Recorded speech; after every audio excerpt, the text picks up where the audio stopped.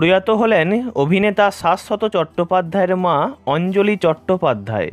পরিবার সূত্রে খবর, বুধবার রাতে দক্ষিণ কলকাতার একটি বেসরকারি হাসপাতালে তাঁর প্রয়াণ ঘটে। মৃত্যুকালে বয়স হয়েছিল ৮২ বছর।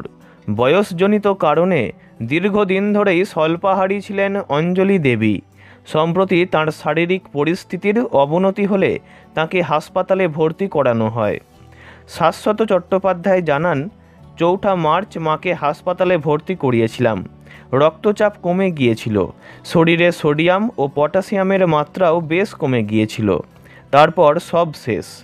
অঞ্জলি চট্টোপাধ্যায়ের চলে যাওয়ার খবর ছড়িয়ে পড়তেই টলিউডে শোকের ছায়া। অঞ্জলি দেবীর স্বামী ছিলেন জনপ্রিয় অভিনেতা শুভেন্দু চট্টোপাধ্যায়। তারকা পত্নী হয়েও শুরু থেকেই নিজেকে প্রচারের আলো থেকে দূরে রেখেছিলেন তিনি। ২০০৭-এ প্রয়াত হন শাশ্বত চট্টোপাধ্যায়ের পিতা শুভেন্দু চট্টোপাধ্যায়। তারপর মায়ের প্রয়াণেও মনের দিক থেকে ভেঙে পড়েছেন শাশ্বত। বৃহস্পতিবার অঞ্জলি দেবীর শেষকৃত্য সম্পন্ন হবে। ভিডিওটি এই পর্যন্তই।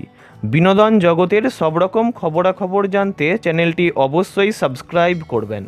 ধন্যবাদ।